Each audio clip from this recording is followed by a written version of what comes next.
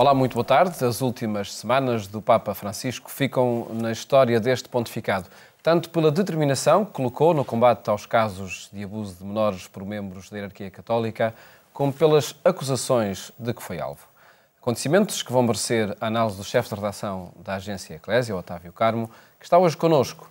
Primeiro, recordamos as mensagens e os acontecimentos recentes deste pontificado. Cari fratelli e sorelle, buongiorno.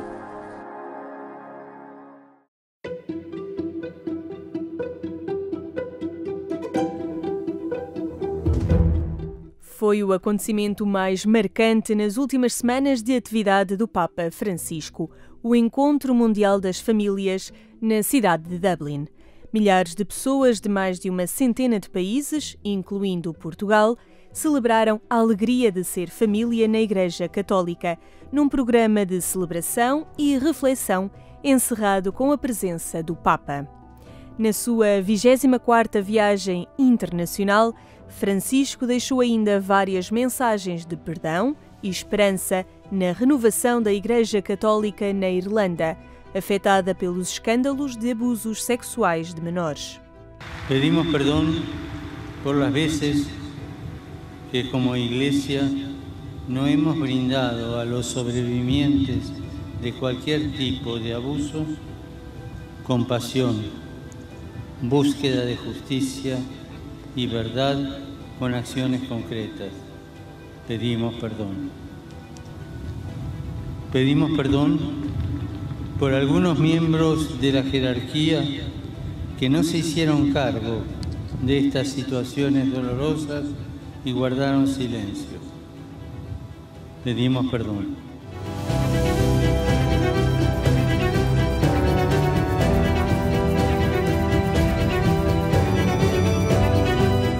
Dias antes da viagem, o Papa tinha enviado uma carta aberta a todos os católicos, reafirmando a necessidade de tolerância zero e responsabilização de quem cometeu ou ocultou os crimes de abusos sexuais. Mas foi em Dublin que chegou ao público a carta divulgada pelo núncio apostólico Carlo Maria Viganò, segundo o qual Francisco teria protegido o arcebispo emérito de Washington, o ex-cardeal McCarrick. O Papa tem recusado comentar as acusações e deixou um voto de confiança aos jornalistas. Leggete voi attentamente il comunicato e fate voi il vostro giudizio. Io non dirò una parola su questo. Credo che il comunicato parla da se stesso.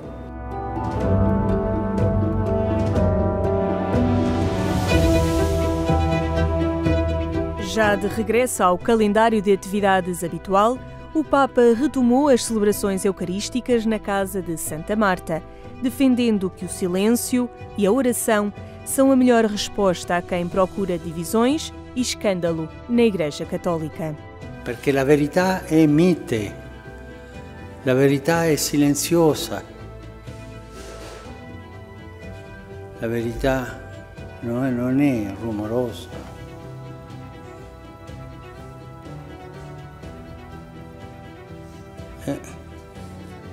Non è facile quello che ha fatto Gesù, ma c'è la dignità del cristiano che è ancorata nella forza di Dio.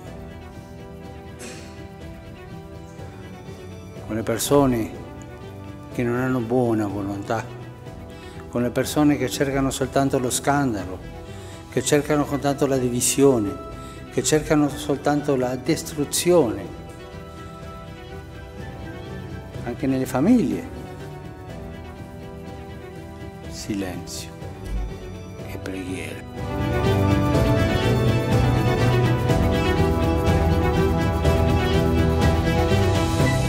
No domingo, o Papa Francisco alertou no Vaticano para o perigo de uma nova catástrofe humana na Síria, perante a perspectiva de novas ofensivas militares. Spirano ancora venti di guerra e giungono notizie inquietanti sui rischi di una possibile catastrofe umanitaria nell'amata Siria, nella provincia di Idlib. E non dimenticatevi di pregare per me.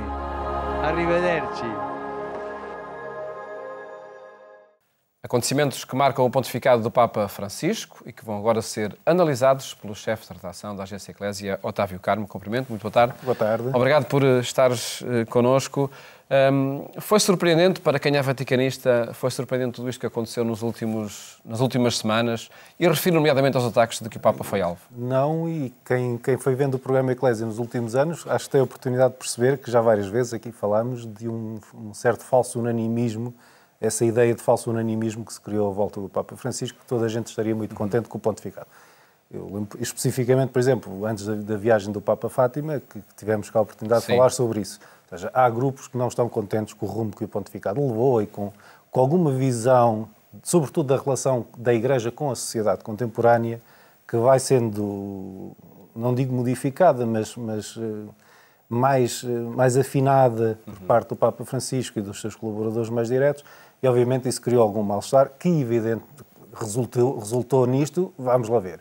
Já tinha resultado, falando politicamente, numa espécie de tentativa de impeachment doutrinário depois da Moris Laetitia, com os Dúbia, e não só, com uma carta assinada por teólogos e padres e alguns falsos padres, porque ninguém os consegue identificar, que andou a circular pela internet, acusando o Papa de difundir heresias. Tivemos a questão dos Dúbia, assinada pelos 4 cardeais.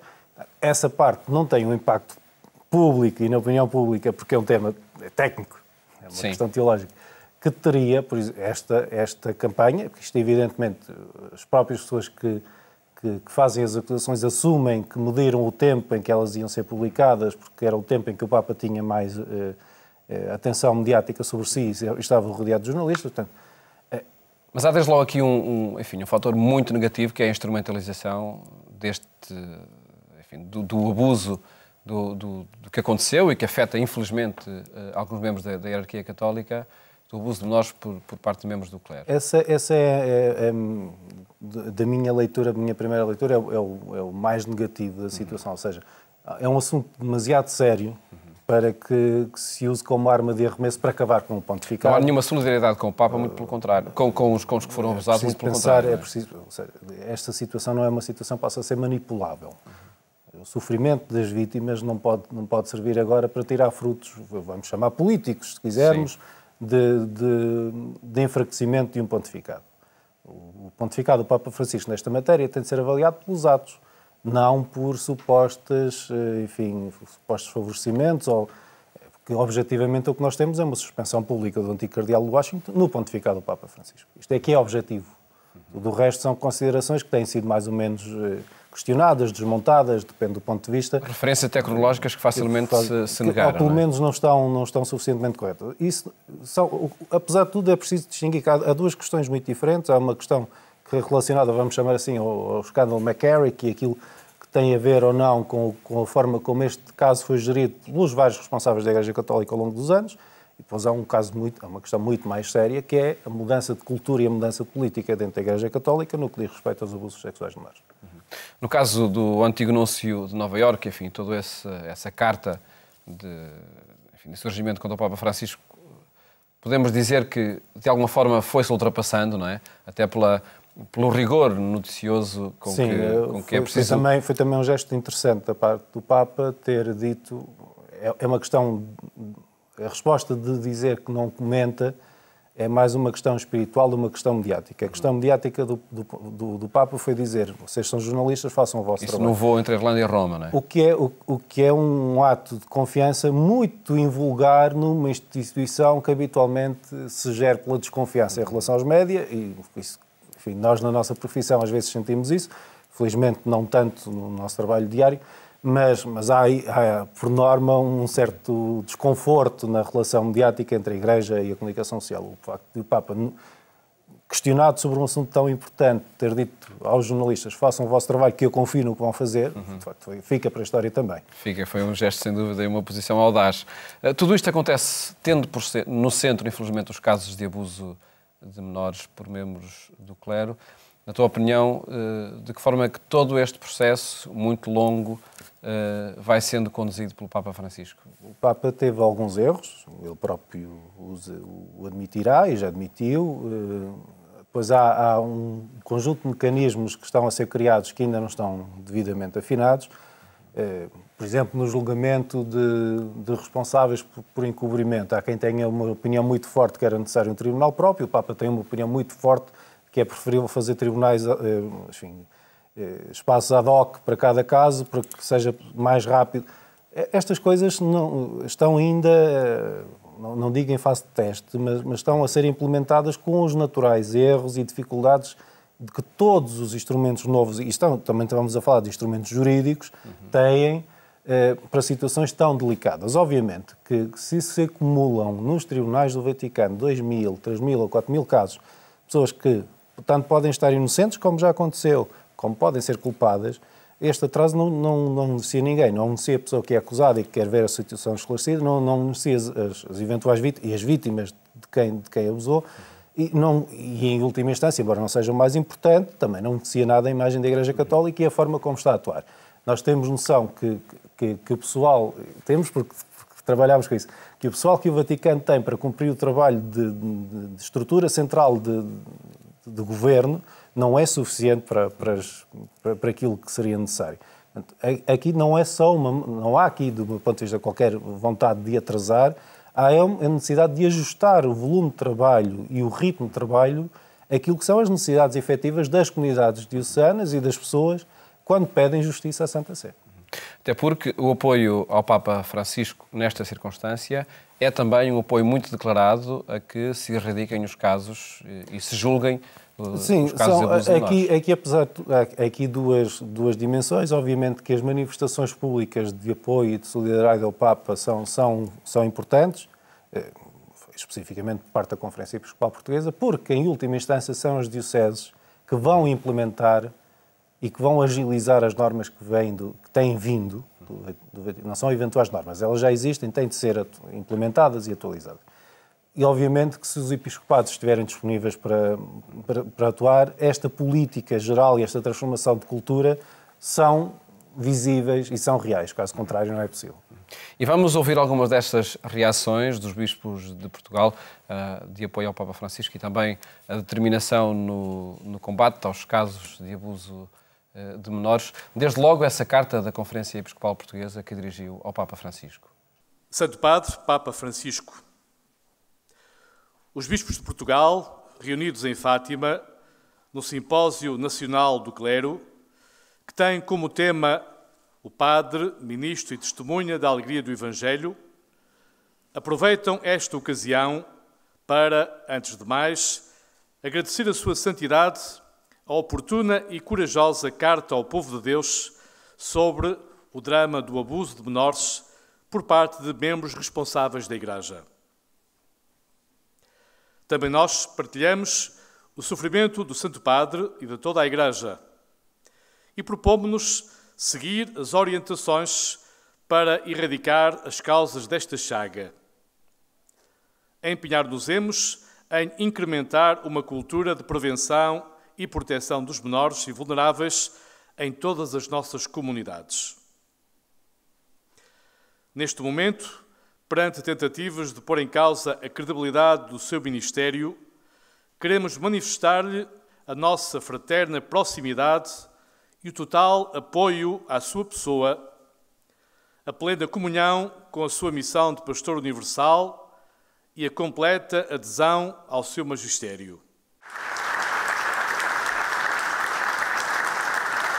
Uma posição conjunta dos bispos de Portugal de apoio ao Papa Francisco, de agradecimento à determinação na condenação do drama do abuso de menores, a que se junta o compromisso de erradicar as causas desta chaga. A posição conjunta da Conferência Episcopal Portuguesa, expressa também por vários membros do Episcopado Nacional. Nós estamos com o Papa. Eu, pessoalmente, estou com o Papa no esforço que a Igreja está a fazer para travar e para resolver todos esses problemas de pedofilia e outros abusos, porque quando se fala só numa das partes, pedofilia, há outros abusos que também foram feitos. E isto nós temos de ver o esforço que a Igreja está a fazer e temos de continuar a trabalhar para que nunca mais isto se repita nas nossas comunidades e na nossa Igreja. Uma Igreja que não pode viver de suspeitas, mas tem de estar atenta a casos que são camuflados. Temos de ter esta atenção redobrada. É um setor que, de facto, é liminarmente rejeitado pela nossa doutrina, absolutamente rejeitado, e que também a sensibilidade ética da humanidade rejeita de uma maneira absolutamente espantosa. A forma como a sociedade reage tão negativamente contra uma Igreja, um setor da Igreja, que de facto foi capaz de cometer aqueles crimes que cometeu, leva-nos exatamente a nós responsáveis a pormos toda a atenção nestes casos. Nunca mais se hão de repetir. Os vários abusos de responsáveis na Igreja, e em concreto os abusos sexuais, são um mal que têm de ser resolvidos com uma grande e firme decisão. Isto é um grande mal que precisa ser definitivamente debelado, e o Papa Francisco merece todo o nosso apoio pela coragem com que tem vindo a fazê-lo, com que tem assumido a situação, que é a primeira base para depois se resolver, e nós estamos com ele exatamente nesse caminho. De 2002 até agora, a Igreja tem estado a trabalhar no campo e todos estes fenómenos diminuíram drasticamente. É preciso também que se diga isto, que a Igreja não tem estado parada. Nós estamos a viver neste um momento muito doloroso para toda a Igreja, por causa destes escândalos de abuso de menores, por membros responsáveis da Igreja, não é? Que deveriam dar o testemunho do amor e da misericórdia para com os mais frágeis e mais indefesos, e cometeram estes crimes de redestruir a vida dos inocentes.